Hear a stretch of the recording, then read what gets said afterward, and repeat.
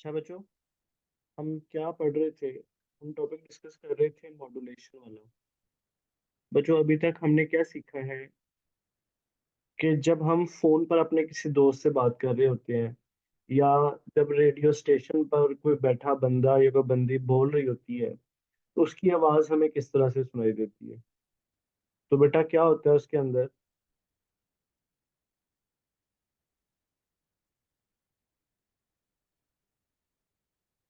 कि जब वो बंदा बोलता है तो माइक क्या करता है, वो उस साउंड को कन्वर्ट कर देता है इलेक्ट्रिकल सिग्नल के अंदर। फिर वो जो इलेक्ट्रिकल सिग्नल है उसको मॉड्यूलेट किया जाता है। मॉड्यूलेट करने के बाद उसको एक एंटीना के जरिए हम ट्रांसमिट कर देते हैं। Hundreds of thousands of kilometre तक वो सिग्नल इलेक्ट्रोमैग्नेटिक वेव्स की वजह से ट्रेवल करता है। फिर रिसीवर एंड पर रिसीविंग एंटीना होता है। वो एंटीना उस इलेक्ट्रोमैग्नेटिक वेव को रिसीव करता है। रिसीव करने के बाद उसको डीमॉड्यूलेट किया जाता है। डीमॉड्यूलेट करने का मतलब क्या है? बेटा, मॉड्यूलेशन में हमने पढ़ा था कि हम अपने ओरिजिनल सिग्नल को मिक्स करते हैं किसी दूसरे कैरियर सिग्नल के साथ। बेटा, डीमॉड्यूलेशन में उसका उल्टा प्रोसेस होता है। डीमॉड्यूलेशन में उन दोनों सिग्नल्स को सेपरेट किया जाता है। यानी जो सिग्नल हमने मिक्स किया था, उस मिक्स जो सिग्नल होता है, हाई फ्रीक्वेंसी सिग्नल जो होता है, उसको एक फिल्टर की हेल्प से हम उस सिग्नल को अलहदा कर लेते हैं, और जो ओरिजिनल साउंड होती है, जो ओरिजिनल हमारा सिग्नल होता है, उसको एम्पलीफाई करके स्पीकर के साथ, स्पीकर हमारा उसको आउटपुट दे देता है। स्पीकर में हमें दोबारा से साउंड सुनाई देना शुरू हो जाती है। तो बेटा, हमने मॉड्यूलेशन वाला टॉपिक स्टार्ट किया हुआ है। तो मॉड्यूलेशन में हमने क्या सीखा था कि मॉड्यूलेशन करना जरूरी है। हम डायरेक्ट इस इलेक्ट्रिकल सिग्नल को ट्रांसमिट नहीं कर सकते। क्यों नहीं कर सकते? उसकी दो तीन रीजंस हैं।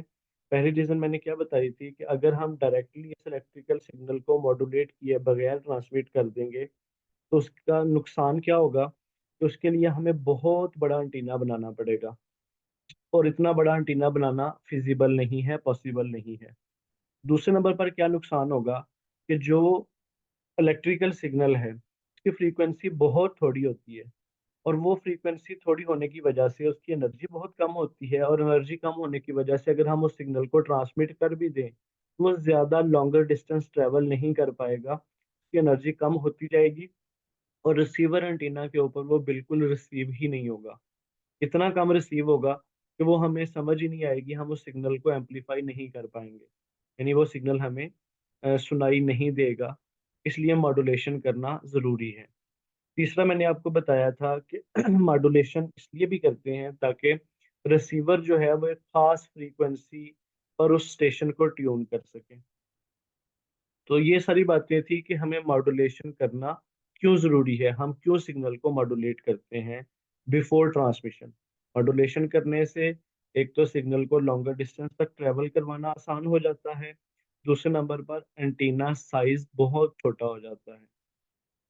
तो बेटा, अब हम चलते हैं मॉड्यूलेशन की टाइप्स के ऊपर। तो बच्चों, मॉड्यूलेशन की तो वैसे बहुत ज़्यादा टाइप्स हैं।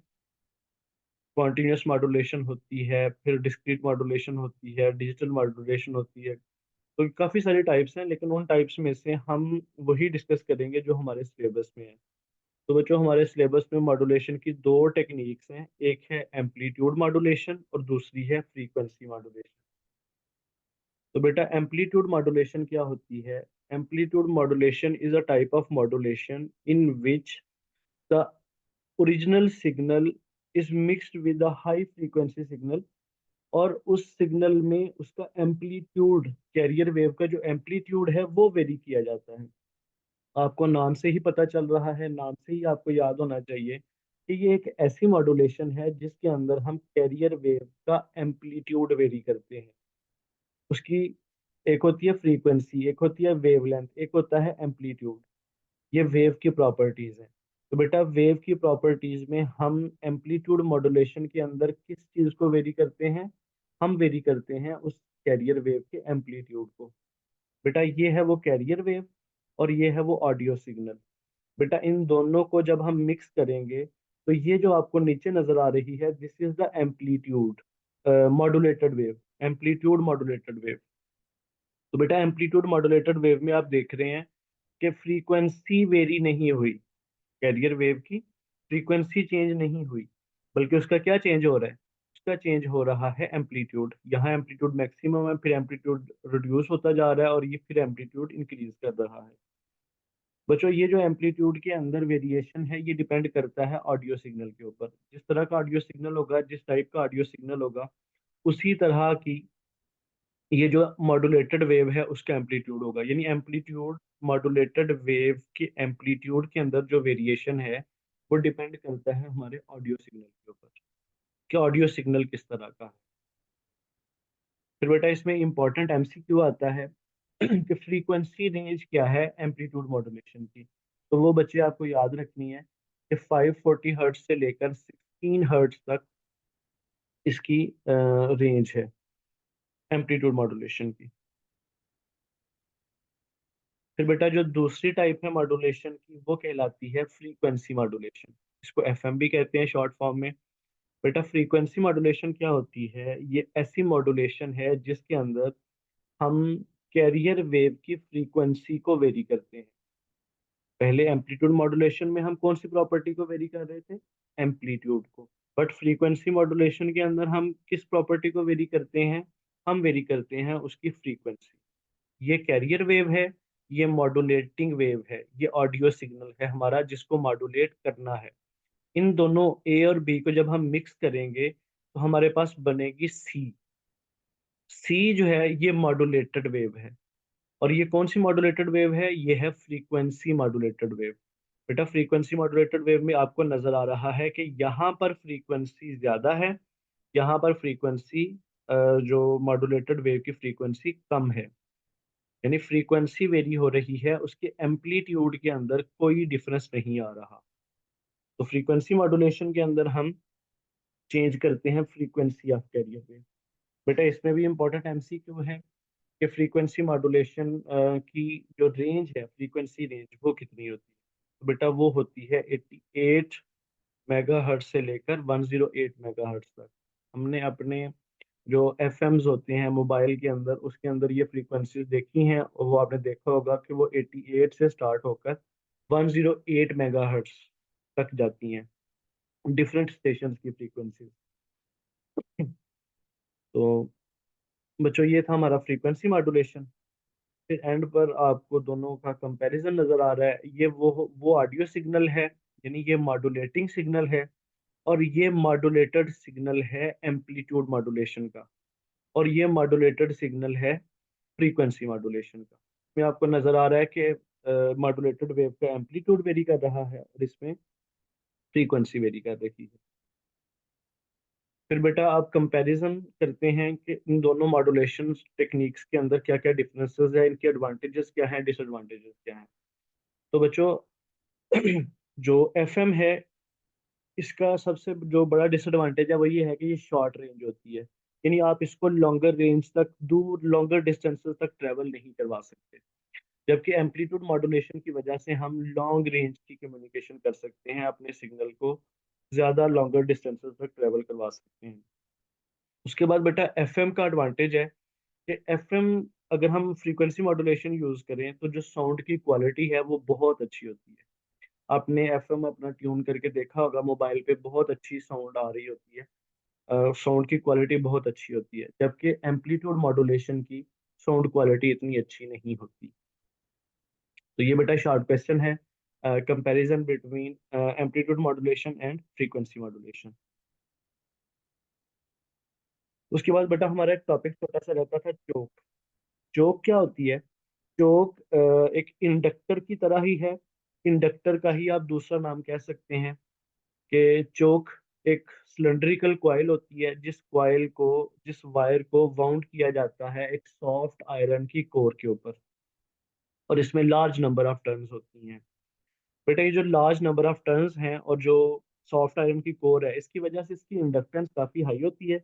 और ये जो वायर यूज़ की जाती है, ये जो आपको नज़र आ रहा है फिगर के अंदर, जो वायर सॉफ्ट आयरन के ऊपर लपेटी हुई है, इस वायर की रेजिस्टेंस बहुत थोड़ी होती है। यानी हम एक ऐसे मटेरियल की वायर यूज़ करते हैं जिसकी रेजिस्टेंस बहुत कम हो। तो बेटा रेजिस्टेंस कम होगी, इंडक्टेंस ज़्यादा होगी। जिसकी वजह से ये बहुत स्मॉल पावर कंज्यूम करती है। इसकी वजह क्या है बेटा? इसके लिए थोड़ा सा आप अंडरस्टैंड करें, थोड़ा सा हम रिवाइज करते हैं प्रीवियस टॉपिक को।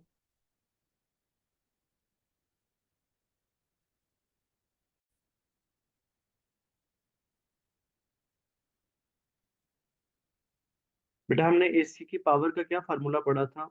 पावर का फार्मूला पढ़ा था, P is equal to V R M S I R M S into cos theta. बच्चों ये जो कॉस थीटा होता है, कॉस थीटा को हम कहते हैं पावर फैक्टर। Power factor. बेटा रेजिस्टेंस स्मॉल होने की वजह से ये जो इंडक्टर है वो बहुत ही कम पावर कंज्यूम करता है। क्यों? क्योंकि अगर आपको याद हो तो प्योर रेजिस्टिव सर्किट जो था उसमें हमने पढ़ा था कि वी और आई के दरमियान जो थीटा है वो जीरो होता है। थीटा जीरो होने की वजह से कॉस जीरो वन होगा। यानी प्योर रेजिस्टिव सर्किट के लिए जो पावर फैक्टर है वो होता है वन के इक्वल। पावर फैक्टर वन होता है जिसकी वजह से प्योर रेजिस्टिव सर्किट में जो पावर डिसिपेशन होती है वो मैक्सिमम होती है। जबकि एक प्योर इंडक्टिव सर्किट हो अगर, तो इंडक्टिव सर्किट में करंट जो है और वोल्टेज जो है उन करंट और वोल्टेज के दरमियान एंगल होता है 90 डिग्री। तो करंट और वोल्टेज के दरमियान एंगल 90 डिग्री होने की वजह से इस फार्मूले के अंदर अगर आप cos 90 पुट करेंगे तो पावर फैक्टर इक्वल आ जाएगा जीरो के। इसका मतलब क्या है? इसका मतलब ये है कि इंडक्टर जो है वो बिल्कुल भी कोई पावर कंज्यूम नहीं करता। एनर्जी स्टोरेज डिवाइस होने की वजह से एक इंडक्टर कोई पावर कंज्यूम नहीं करेगा। तो बेटा चूंकि रेजिस्टेंस, कोई भी सर्किट कभी भी प्योर इंडक्टिव नहीं हो सकता क्योंकि हर वायर की कुछ ना कुछ रेजिस्टेंस होगी। रेजिस्टेंस स्मॉल जरूर हो सकती है लेकिन रेजिस्टेंस कभी भी जीरो नहीं होती। तो जिसकी वजह से कोई भी सर्किट प्योर इंडक्टिव सर्किट हो ही नहीं सकता। लिहाजा अगर रेजिस्टेंस स्मॉल है तो वो काफी हद तक प्योर इंडक्टिव सर्किट के करीब करीब है, यानी ये कोई पावर कंज्यूम नहीं करेगा। और चूंकि सेल्फ इंडक्शन होती है, सेल्फ इंडक्शन होने की वजह से ये एसी को अपोज करता है। यानी हम इंडक्टर को या चोक कॉइल को यूज करते हैं एसी सर्किट्स के अंदर अल्टरनेटिंग करंट को अपोज करने के लिए। क्यों, कैसे अपोज करता है? क्योंकि इसके अंदर सेल्फ इंड्यूस्ड ईएमएफ होती है। अब बच्चों आपके जहन में यही क्वेश्चन आएगा कि सर हम रेजिस्टर को भी तो यूज कर सकते हैं, हमने इंडक्टर को क्यों यूज करना है? तो बेटा उस चीज का आंसर मैं पहले से कर चुका हूँ कि रेजिस्टर, हाँ बिल्कुल रेजिस्टर को हम यूज कर सकते हैं एसी को अपोज करने के लिए भी और डीसी को अपोज करने के लिए। बट रेजिस्टर जो है उसका उसका पावर फैक्टर है वन। पावर फैक्टर वन होने की वजह से रेजिस्टर मैक्सिमम पावर कंज्यूम करता है। रेजिस्टर एसी को अपोज भी करता है और मैक्सिमम पावर भी कंज्यूम करता है। बट अगर हम उसकी जगह पर इंडक्टर या चोक यूज करें तो बेटा उसका फायदा क्या होगा? चोक बेटा एसी को अपोज भी करेगा और पावर भी कंज्यूम नहीं करेगा। बिकॉज इंडक्टर के केस के अंदर जो करंट और वोल्टेज के दरमियान थीटा होता है वो 90 डिग्री होता है। 90 डिग्री होने की वजह से कॉस 90 जीरो के इक्वल होता है, यानी पावर फैक्टर जीरो होता है। तो पावर फैक्टर जीरो होने की वजह से इंडक्टर कोई पावर कंज्यूम नहीं करेगा। यानी हमने एसी को अपोज भी कर लिया और उसने कोई पावर भी डिसिपेट नहीं की। तो बेटा आप खुद डिसाइड करें कि कौन बेहतर है, रेजिस्टर बेहतर है या चोक या इंडक्टर बेहतर है? तो डेफिनेटली बेटा इंडक्टर बेहतर है, क्योंकि हमें कुछ चीजें ऐसी होती है जहां पर हमें करंट की ज्यादा वैल्यू नहीं चाहिए होती। जैसे आपने ट्यूब लाइट्स के अंदर सुना होगा कि हमारी चौक खराब हो गई है।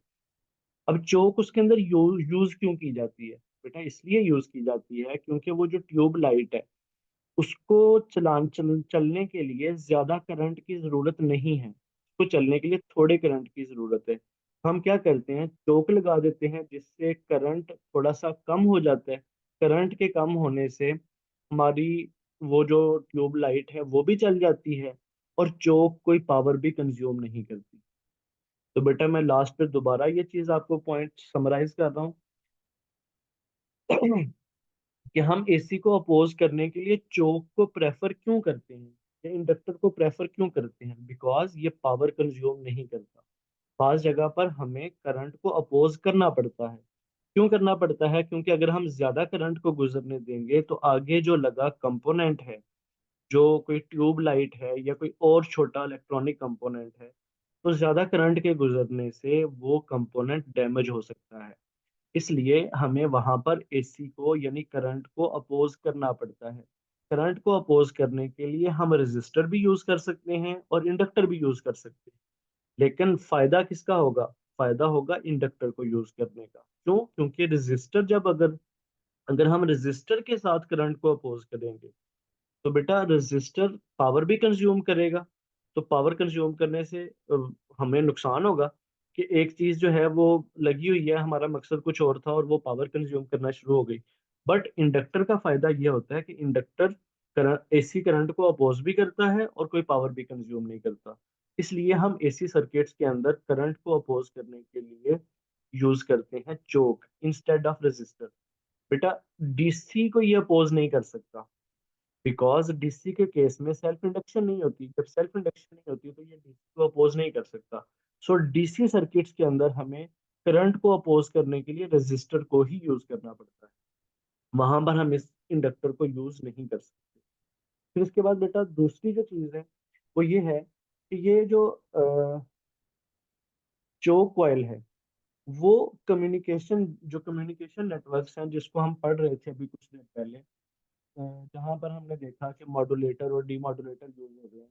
तो बेटा जब हम सिग्नल को ट्रांसमिट करते हैं ना, तो सिग्नल ट्रांसमिट होते हुए जब रास्ते से गुजरता है, एयर से गुजर के जाता है, तो उसके अंदर कुछ ना कुछ नॉइज ऐड हो जाते हैं। और बेटा जो नॉइज ऐड होता है वो नॉइज भी अमूमन साइनोसाइडल होता है, यानी वो एसी की फॉर्म के अंदर होता है। तो हम चोक को यूज करके हम उस नॉइज को रिड्यूस कर सकते हैं, उस नॉइज को एलिमिनेट कर लेते हैं। बिकॉज चोक ने एसी को अपोज करना है, तो नॉइज जो होगा वो भी एक साइनोसाइडल सिग्नल्स होगा, और अमूमन वो थोड़ा सा हाई फ्रीक्वेंसी का होता है। सो ये हाई फ्रीक्वेंसी सिग्नल्स को वैसे भी अपोज करते हैं, एक्सएल डायरेक्टली प्रोपोर्शनल होती है फ्रीक्वेंसी के। तो हाई फ्रीक्वेंसी सिग्नल्स को चोक अपोज करती है। सो नॉइज भी हाई फ्रीक्वेंसी का होगा। सो चोक के जरिए हम अपने सिग्नल में आने वाले नॉइज को एलिमिनेट कर लेते हैं, उसको रिड्यूस कर लेते हैं। तो बेटा ये हमारा जो चैप्टर है, चैप्टर 16, वो कंप्लीट हो गया है। अब इसकी असाइनमेंट है आपके शॉर्ट क्वेश्चन। शॉर्ट क्वेश्चन लाजमी इसके इस टॉपिक से रिलेटेड लास्ट के 2-3 शॉर्ट क्वेश्चन हैं वो प्रिपेयर कीजिएगा। होपफुली आप लोग कर लेंगे। और बेटा ये जो क्विजेस होते हैं ये आप लोग लाजमी अटेम्प्ट किया करें। बेटा ये आपके फायदे के लिए है कि आप लोग टच रहें थोड़ा सा। चलें बेटा, थैंक यू।